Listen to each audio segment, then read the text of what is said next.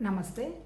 మనము బ్రహ్మసూత్రాలు, ఉపనిషత్తుల సారం, ఆ తర్వాత భగవద్గీత ఈ 3 కలిపి ప్రస్థానత్రయం అన్నారు. అంటే ఏంటి? ఉపనిషత్తుల సారం అంతా సిద్ధాంతం, బ్రహ్మసూత్రాలంతా మనం మననం చేసుకోవటం, భగవద్గీత వచ్చి మన అనుభవానికి తెచ్చుకున్నది మనం అర్థం చేసుకోవటం. అల్టిమేట్ ఏంటి? ఈ 3 కలిపి ఉపనిషత్తుల సారమే, డిఫరెంట్ ఏం కాదు. కాకపోతే 100% భగవద్గీత అర్థం చేసుకోవాలంటే ఒక్కొక్క ఉపనిషత్తు గురించి కొద్దో గొప్ప లైట్గా అర్థం చేసుకుంటే బాగుంటుంది ఏమని అనిపించి ఇలా మొదలు పెట్టుకోవడం జరిగింది. తర్వాత టోటల్గా 1108 ఉపనిషత్తులు ఉంటే 108 ఉపనిషత్తుల్ని కన్సిడర్ చేస్తే అందులో 10 ఉపనిషత్తులకి మహానుభావులు శంకరాచార్య గారు వాళ్ళు భాష్యం రాయడం జరిగింది. భాష్యం అంటే ఏంటి అంటే ఉపనిషత్తులు ఏంటి? జస్ట్ ఒక సూత్రం, ఆ సూత్రాన్ని వివరణగా మనకు అర్థం చేయడం జరిగింది శంకరాచార్య గారు. అది భాష్యం అంటారు. తర్వాత దాన్ని ఇంకా వివరించడం జరిగింది ఆయన శిష్యులు. తర్వాత ఇంకా చెప్పటం జరిగింది సంగ్రహంగా. అంటే అల్టిమేట్గా సిద్ధాంతం అయితే మారలా, కాకపోతే ఆ కాలమాన పరిస్థితులను బట్టి వాళ్ళ అవగాహన బట్టి ఆ సిద్ధాంతాన్ని మనకు ట్రాన్స్ఫర్ చేయడం జరిగింది. అల్టిమేట్గా చెప్పింది ఏంటంటే, నిజం చెప్పాలంటేనబ్బా, ఇప్పటి వరకు కూడా దేవుడి విషయము ఇటు సైంటిఫిక్గా కానీ ఇటు భౌతికంగా కానీ అంటే సైంటిఫిక్గా కానీ ఇటు ఆధ్యాత్మికంగా అంటే భగవతత్వంగా కానీ ఇదే ఉంది, నాకు తెలిసిపోయింది అని అథెంటిక్గా చెప్పిన వ్యవహారం లేదు. అది మనకి ఎక్స్పీరియన్స్ చేస్తూనే ఉంటున్నాగా ఒక్కొక్క సిచ్యువేషన్లో. మొన్న కరోనా వచ్చింది, కరోనాలో ఎవ్వరూ వచ్చి ఇది ఇలా జరగబోతుంది, ఇంతమంది బతుకుతారు, ఇది కంప్లీట్ అయిపోతుంది అని మనకెవ్వరూ ఏ సైంటిఫిక్గా కానీ ఇటు భగవతత్వం కానీ ఎవ్వరు ఇన్ఫర్మేషన్ ఇవ్వాలి. అంటే ఇక్కడ అర్థం ఏంటి? అల్టిమేట్ ఏంటంటే, ఏదో సంథింగ్ ఒక పవర్ ఉండకపోతే సృష్టి ఇంత అద్భుతంగా ఉండుండేది కాదు. కానీ అది మామూలు సృష్టి అయితే మన మనసుతోటి మన బుద్ధితోటి కనుక్కోగలము. అలా కనుక్కోలేనటువంటి ఒక వండర్ఫుల్ శక్తి ఉంది. దాన్ని కొద్దో గొప్ప అనుభవంతో మనం కనుక్కోవచ్చు. ఎలా అనుభవంతో కనుక్కోవచ్చు? ఆ సృష్టించడానికి సంబంధించినటువంటి వ్యవహారం ఎలా ఉంది? సర్వసామాన్యంగా ఉంది, సర్వశూన్యంగా ఉంది, అఖండంగా ఉంది. ఇది కావాలి అది కావాలని ఏం కోరుకోవటల్లా. అలాంటి స్థితి కనుక మనం తెచ్చుకోగలిగితే మనం కూడా ఆ స్థితిని గ్రహించవచ్చు, అనుభవంలోకి తెచ్చుకోవచ్చు, డెఫినెట్గా గ్రహించవచ్చు అనేటువంటి విషయాన్ని మన ఋషులు చెప్పటం జరిగింది. దేంతో గ్రహించేది? నిజం చెప్పాలంటే గ్రహించడానికి ఏంది పరికరం? ఇటు నా కళ్ళు చూస్తున్నాయి, దేన్ని చూస్తున్నాయి? ప్రకృతి, ఒక గోడ చూస్తున్నాయి. గోడను చూసేటువంటి శక్తి ఎక్కడుంది? నా దృష్టి ఉంటేనే కదా చూస్తున్నాను. సపోజ్ కళ్ళు లేవు, చూడలేం కదా. మరి కళ్ళు చూస్తున్నది, ఇది గోడ అని చెప్తున్నది ఎవరు? లోపల ఉన్నటువంటి ఒక వండర్ఫుల్ ఇంద్రియం, మన మనసు. దాన్ని దశేంద్రియం అన్నారు, 11వ ఇంద్రియం అనమాట. అంటే అల్టిమేట్గా ఏంటి అంటే భగవతత్వాన్ని గ్రహించడానికైనా మన దగ్గర ఉన్నది మనసే, భౌతిక విషయాలు సరదాగా ఎంజాయ్ చేయడానికైనా మన దగ్గర ఉన్నది మనసే. ఈ 2 విషయాలని మహానుభావులు ఋషులు బ్యాలెన్స్ చేసి, ఈ మనసు అనేది ఎలాంటిది? ఇది విచ్చలవిడైంది, ఏదైనా ఊహించగలదు, ఏదైనా చెయ్యగలదు, ఎంత దూరమైనా వెళ్ళగలదు. దీనికి గనక బ్యారియర్స్ లేకపోతే ఇది ఇష్టం వచ్చినట్టు కనుక ప్రవర్తిస్తే ఇబ్బందులు అవుతాయి. అంటే ఇది అందరూ ఉంటారు కదా సమాజంలో. అందుకని దాని సమత్వంగా బ్యాలెన్స్ కావాలని నీకు తెలియని శక్తి ఒకటి నడిపిస్తుంది. నువ్వు ఒళ్ళు దగ్గర పెట్టుకొని కనుక ఉండకపోతే రూల్స్ కొన్ని, స్వర్గం నరకమనో, లేకపోతే దానికి ఏదో చెప్తారు కదా, ఏదో పద్యం ఉంది, స్వాధ్యాయం ప్రథమ, తర్వాత మాతృదేవో భవ, పితృదేవో భవ, ఆచార్య దేవో భవ. అంటే ఏంటి? ఇవన్నీ చేసుకుంటే సమాజం కంఫర్టబుల్గా ఉంటుందనేటువంటి సిద్ధాంతంతో చెప్పారు. చివరికి అల్టిమేట్ ఏంటి? ఇవన్నీ కూడా కేజీ ఎల్కేజీ అనేటువంటి సంబంధించిందే. అక్కడే స్టక్ అవ్వద్దు. ఇది దాటినటువంటి ఒక స్థితి నీ దగ్గర ఉంది, అది గ్రహించు అని చెప్పిందే ఉపనిషత్తులు అనమాట. అంటే ఏంటి? జ్ఞానం గురించి ఉపనిషత్తులు చెప్తే మనం ఎలా జీవించాలి అని వేదాలు చెప్పటం జరిగింది. మళ్ళీ ఇక్కడ ఎవరు జీవించే కర్మ గురించి చెప్పాలంటే ఏం చెప్పాలి? మన దగ్గర ప్రాణం ఉంది, ప్రాణశక్తి ఉంది, చేయడానికి కర్మేంద్రియాలు ఉన్నాయి, ఆలోచించడానికి మనసు ఉంది, అది సత్వగుణం. ఆ తర్వాత ఏంటంటే అనుభవం చేయడానికి ఒక ఉపాధి ఉంది, అది శరీరం. శరీరం అయితే మనకి ఇవన్నీ ఎలా తెలుస్తాయి? చేయలేం కదా. ఇప్పుడు సపోజ్ శరీరం డ్రాప్ అయిపోయింది, మరి జ్ఞానం ఉందో, ప్రాణం ఉందో, అది ఎక్కడికి పోయిందో ఏంటో ఎవ్వరికీ ఏం తెలియదు. అందుకని ఈ మహానుభావులు ఏం చెప్పారంటే, నీ దగ్గర దైవత్వం ఉంది, అది సర్వసామాన్యంగా ఉంది. కాబట్టి నువ్వు కూడా సర్వసామాన్యంగా కనుక జీవించటం మొదలుపెట్టావంటే, అంటే సర్వసామాన్యంగా జీవించాలంటే ఏంటి? దేంతో జీవించాలి? నీ దగ్గర 5 జ్ఞానేంద్రియాలు, సెన్స్ ఆర్గన్స్ ఉన్నాయి, వాటిని నడిపిస్తున్నటువంటి మనసు ఉంది. వాటిని నువ్వు సామాన్యంగా తీసుకురావాలంటే విశేషాలైనటువంటి కోరికలకి, వస్తువులకి, మనుషులకి విలువ తగ్గించి ఉన్నది ఒకే ఒక సత్యం, అది నాతో ఉన్నదనేటువంటి అవగాహన చేసుకున్నామంటే వండర్ఫుల్ ఉంటుంది. అప్పుడు ఎట్లా ఉంటుంది, ఇటు భౌతిక జీవనం అద్భుతంగా ఉంటుంది, ఇటు భగవతత్వం యొక్క విషయము అద్భుతంగా ఉంటుంది. ఎందుకు, ప్రకృతిలో క్షణక్షణం మారేదే కదా, ప్రకృతి మారకుండా ఉన్నటువంటి జ్ఞానం మనతో ఉంది కదా. అందుకని ప్రకృతితో మనం ఏం చేస్తాం, హాయిగా ఆడుకుంటూ ఆడుతూ పాడుతూ ఇదంతా ఒక నాటకం అనేటువంటి వ్యవహారంగా మనం ఎలా జీవించాలో ఆ మహానుభావులు ఋషులు అలా జీవించి వాళ్ళ అనుభవంలోకి తెచ్చుకొని మనకి చెప్పడం జరిగింది. ఇప్పుడు మనం ముండకోపనిషత్తు చదువుతున్నాం. ఆల్రెడీ ఇందులో 3 చాప్టర్స్ అయిపోయినట్టున్నాయి. ఏంటి, మొట్టమొదటిది వచ్చేంటి, సాధారణ జ్ఞానం, ఉన్నత జ్ఞానం, భోగము, సన్యాసం, జ్యోతి జ్వాల, నిన్ను తెలుసుకో అనేది 4వది చదువుతున్నట్టున్నాము. నిన్న చెప్తున్న టైంలో ఏదో ఫోన్ వచ్చింది, సో అక్కడికి ఇంకా హడావుడిగా అది ఆపేయడం జరిగింది. ఇప్పుడు ఇక్కడ ఏం చెప్పున్నారు ఈ ముండకోపనిషత్తులో కూడా, ఏది తెలుసుకుంటే ఇంకా తెలుసుకోవాల్సినటువంటి అవసరం లేదో అది బ్రహ్మ విద్య అన్నారు. మరి ఆ బ్రహ్మ విద్యను నువ్వు ఎలా గ్రహిస్తావు, అది తప్ప నాకు ఇంకా ఏమి అవసరం లేదని కనుక నువ్వు కూర్చున్నప్పుడు మాత్రమే ఇది నీకు విషయం అర్థమయ్యి అనుభవంలోకి వస్తుంది అన్నారు. మరి దీనికి ఇక్కడ ఏమైనా కర్మ, భక్తి, యోగం ఇలాంటివన్నీ ఏమైనా ఇక్కడ చెప్పారా? ఇవేమీ చెప్పాల. ఇక్కడ నీ దగ్గరే ఆ స్థితి ఉంది, దాని జ్ఞానం అన్నారు. ఆ స్థితిలో నువ్వు భౌతికంగా కనుక మేనేజ్ చేసుకుంటూ పోతే నీకు విషయం అర్థమవుతుంది, అదే అనుభూతి అని చెప్పటం జరిగింది. అనుభూతి అంటే ఏంది, భేదం లేని స్థితిని నువ్వు అర్థం చేసుకొని ఆ స్థితిలో కనుక నువ్వు ఉండగలిగితే అది అనుభూతి. అది ఎలాంటి స్థితి, ఏ సంకల్పం వికల్పం లేని ఒక నిర్వికల్పమైనటువంటి ఒక నిశ్శబ్దమైన స్థితి. అది నువ్వు ఆ స్థితిని 100% నువ్వు గ్రహించచ్చని మహానుభావులు ఋషులు చెప్పారు. ఎందుకు, నువ్వు జ్ఞానమే, నేను జ్ఞానమే, కంటికి కనపడుతున్నదంతా జ్ఞానమే.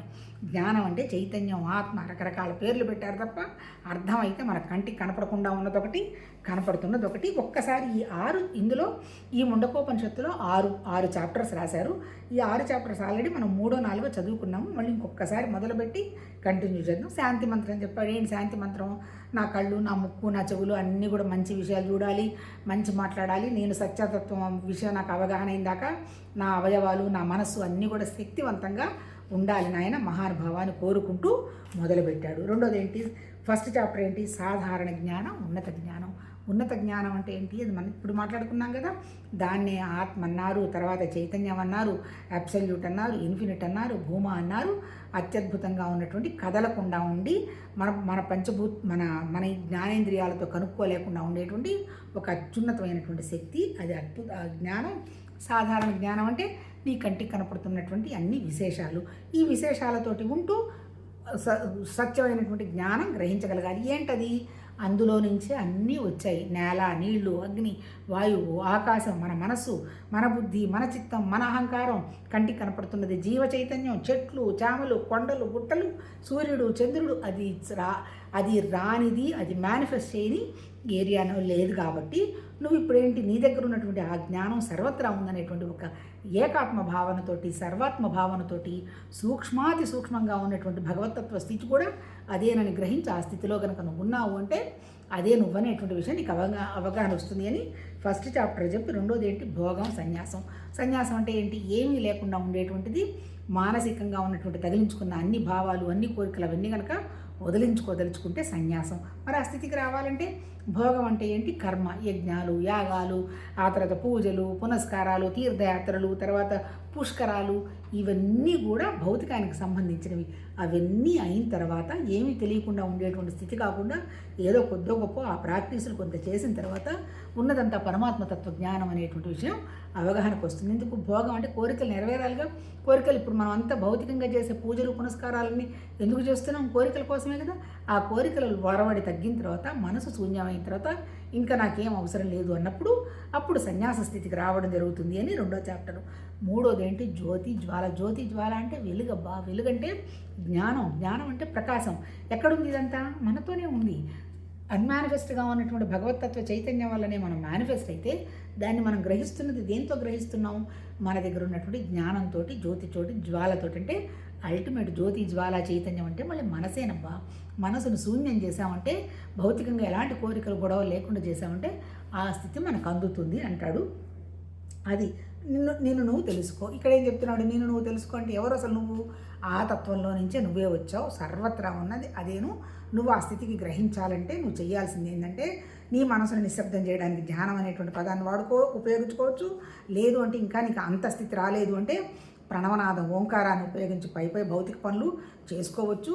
అల్టిమేట్ ఏంటి, నీ దగ్గర ఉన్నటువంటి ఇంద్రియాలని, మనస్సుని, వాటిని రెగ్యులేట్ కనుక చేయగలిగినప్పుడు ఇది తప్ప నాకు ఇంకేమీ అవసరం లేదు అనేటువంటి విషయాన్ని నువ్వు గట్టిగా పట్టుకున్నప్పుడు నువ్వేదో నీకు తెలుస్తుంది. ఎవరా నువ్వు?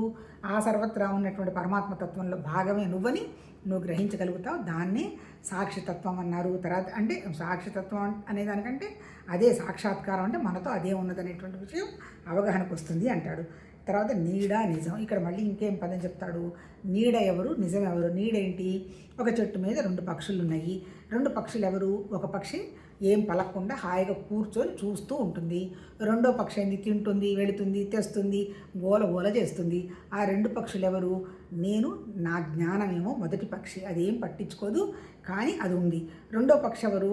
నాది. దీనికే మహానుభావులు ఎన్ని ఉదాహరణలు చెప్పారో అన్ని చెప్పారు. నీళ్లు ఉదాహరణ చెప్పారు, అద్దం ఉదాహరణ చెప్పారు, ఆ తర్వాత బంగారం ఉదాహరణ చెప్పారు, మట్టి ఉదాహరణ చెప్పారు, ఆకాశం కదలకుండా ఉన్నటువంటి ఆకాశం ఉదాహరణ చెప్పటం జరిగింది. ఇప్పుడు ఎట్లా చెప్పడం జరిగింది? సపోజ్ ఇప్పుడు అద్దంనే నాది ఒక అద్దం లాంటి ఒక ప్రదేశం ఉంది, అది భగవతత్వం అనుకుందాం. నేను పోయిన తర్వాత ఆ అద్దంలో నేను ఎలా ఉంది? నేను కాటుకు పెట్టుకోవాలో పౌడర్ పూసుకోవాలో అనుకున్నాను. లోపల అదేం చేస్తుంది? చూస్తూ ఉంటుంది. కాకపోతే అమ్మ నువ్వు సరిగా పౌడర్ పూసుకోలేదు అని చెప్తుందంటే నేను గ్రహిస్తా, అద్దంలో నేను గ్రహిస్తా. అద్దం అంటే ఎవరు? నా జ్ఞానం. నా జ్ఞానం గ్రహించే దేంతో గ్రహిస్తుంది? నా బుద్ధితో గ్రహిస్తుంది.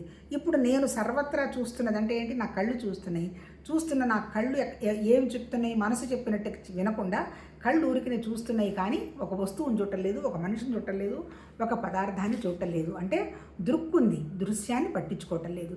ఎప్పుడైతే దృశ్యాన్ని పట్టించుకోకుండా ఉన్నదో అది వివేకం అన్నాడు. ఎందుకు దృశ్యం ఎన్ని దృశ్యాలు ఉన్నాయి? బోలెడు దృశ్యాలు ఉన్నాయి. దృక్కు ఉంది, కానీ ఆ దృశ్యం పట్టించుకోకుండా ఉన్నది ఒకటేను. సర్వత్రా ఉన్నది ఖాళీ లాంటి ఆకాశం లాంటి ఉంది.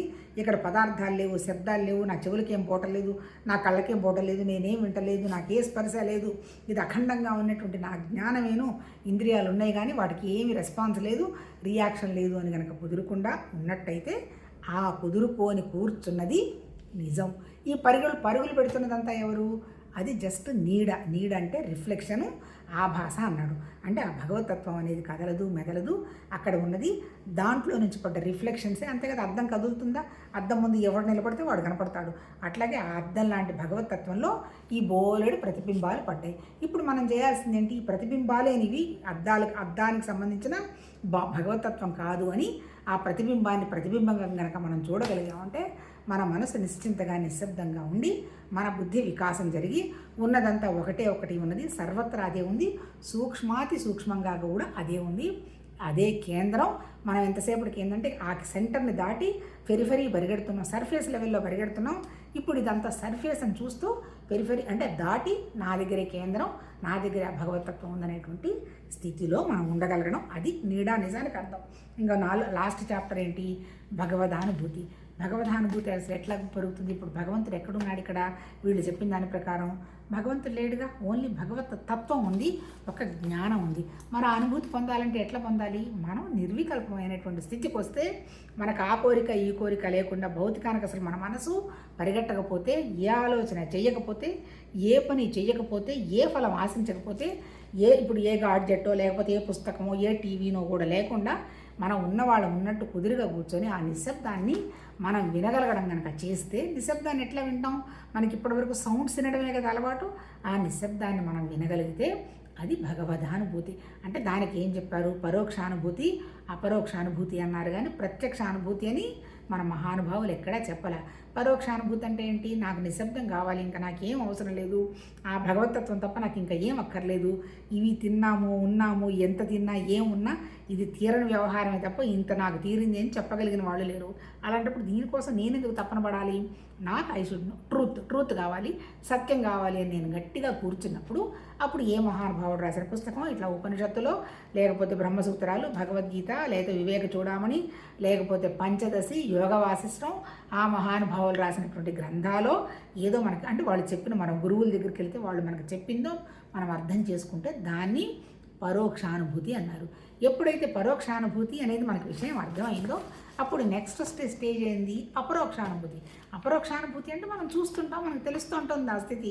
మనసు పొరపాటున బయటకు వెళ్ళిపోతుందో అప్పుడు మనకి వెంటనే అలర్ట్నెస్, అవేర్నెస్, విజిలెన్స్ వస్తుంది. అంటే ఎరుక అంటారు దాన్ని, ఎరుక స్ఫురణ అంటారమ్మా. అటు పరిగెత్తడం కరెక్ట్ కాదు, అది వ్యవహారం, ఇది నువ్వు ఉండాల్సింది ఈ స్థితి అని మనకి 24 గంటలు మనం చేస్తున్నప్పుడు అది మనం అపరోక్షంగా మనం అనుభూతి చెందుతూ ఉంటాం. అనుభూతి చెందటం అంటే భౌతికంగా ఉన్నప్పుడు మన మానసిక శక్తి పోతుంది, ప్రాణశక్తి పోతుంది, శరీరాన్ని అటు ఇటు తిప్పుతూ ఉంటాం. ఎప్పుడైతే మన మనసుకి ఎరుక వచ్చిందో, ఏంటి ఎరుక? నాకు జ్ఞానానికి తేడా లేదు, ఈ మనసు చేస్తున్నటువంటి వ్యవహారం అనేటువంటి అవగాహన నాకు వచ్చినప్పుడు భౌతికానికి సంబంధించిన విషయాలన్నీ ఉంటాయి, చేస్తుంటాం, పోతూ ఉంటాయి, అన్నీ జరుగుతూ ఉంటాయి. కానీ ఇదంతా కూడా ఒక క్యాజువల్, కొన్నాళ్ళు, ఒక టెంపరీ. అంతే కదా, వాళ్ళు యూఎస్కి పోవాలనుకున్నాము, వారం 10 రోజులు పని ఉంటుంది, అవి ఏదో చేసుకుంటూ పోవటం. అవి ఏంటి, మనం మార్నింగ్ లేస్తాం, నిలబడతాం, అవి జరిగిపోతూ ఉంటాయి. అంతవరకే కాదు. ఇంకా ఏదో చేయాలి, ఏదో అన్నప్పుడు మనకి టెన్షన్ వస్తుంది. అలా కాదు, మనం అక్కడికి వెళ్ళి నిలబడ్డాం, ఒక ప్లాన్ పెట్టాం, వాటి ద్వారా ఆ భగవతత్వ పని అయిపోతుంది అన్నప్పుడు మన ఎనర్జీ లాస్ కాకుండా ఉంటుంది. ఎప్పుడైతే ఎనర్జీ లాస్ కాదో మన మనసుకు అనవసరపు ఎమోషన్స్, కోరికలు, టెన్షన్స్, కొట్లాటలు తగ్గిపోతాయి. మనం ఏ పని చేస్తున్నా, ఏ ఆలోచన చేసినా సమిష్టిగా ఆలోచన చేస్తే, అది అంత సమిష్టిగా అంటే సర్వత్రా ఉన్నది ఆ సామాన్యమైనటువంటి, ఆ సర్వోత్తమైనటువంటి జ్ఞానం తప్ప ఇంకేమీ లేదు, మనం అందరం అందులోనే ఉన్నామనేటువంటి భావంతో ఉంటే దాన్ని అపరోక్షానుభూతి అన్నారు. ఇక్కడ ప్రత్యక్షానికి అనుభూతి ఏముంది? ప్రత్యక్షం ఎప్పుడు అవుతుంది? నాకు భగవత్ సాక్షాత్కారం అయింది, ఆ మహానుభావుడు ప్రత్యక్షమైనాడు, కృష్ణుడు ప్రత్యక్షమైనాడు, రాముడు ప్రత్యక్షమైనాడు, ఇవన్నీ కూడా ఉపనిషత్తులు ఋషులు చెప్పలా. అవన్నీ కూడా మనసు చేస్తున్నటువంటి వ్యవహారాలు. కాకపోతే KG1, KG2 అనేది అంటారు కదా, ఫస్ట్ ప్రాక్టీస్ చేసినప్పుడు కొద్దో గొప్ప అవసరమే.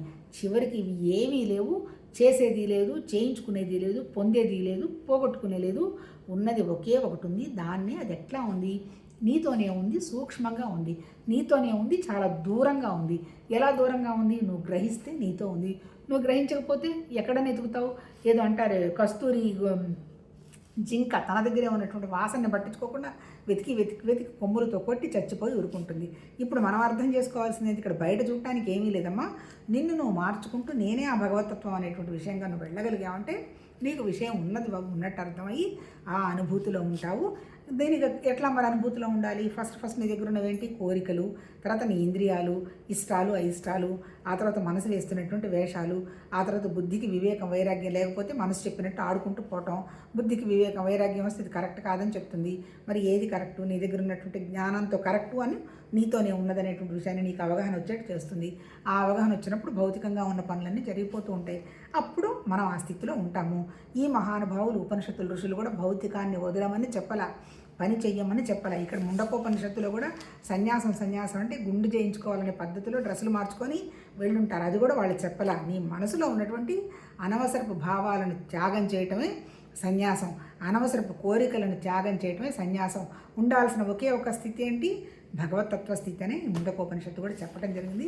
రేపు మాండూక్యోపనిషత్తు చదువుకుందాము.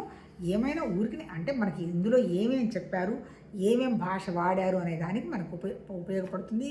అల్టిమేట్గా యునానిమస్గా మహానుభావులు చెప్పింది ఏంటంటే బ్రహ్మ విద్య తప్ప ఇంకొప్పగా తెలుసుకోవాల్సిన విద్యలు ఏమీ లేవు. ఒక్కసారి నీకు బ్రహ్మ విద్య కనుక అవగాహన అయితే మిగిలిన ఏ విద్య అయినా క్యాజువల్గా తెలుసుకుంటూ ఉంటారు. ఎందుకు? అది నువ్వు చూడలేవు, వినలేవు, మాట్లాడలేవు, తెలుసుకోలేవు. కానీ దానికోసం మనం ప్రయత్నం జరుగుతుంది. ఆ ప్రయత్నం జరగాలంటే దాని మీద దృష్టి పెట్టుకున్నప్పుడు మాత్రమే సాధ్యమవుతుంది. ఒక్కసారి ఒకదాని మీద కనుక మనం మనసు పెట్టడం అలవాటైతే ఆటోమేటిక్గా వేరే వాటి మీద పెట్టడం అంతా కష్టం కాదు. అలా చేసే ఈ మహానుభావులు అనుభవంలోకి తెచ్చుకొని మనకు చెప్పడం జరిగింది. రేపు అది కంటిన్యూ చేసుకుందాం. నమస్తే.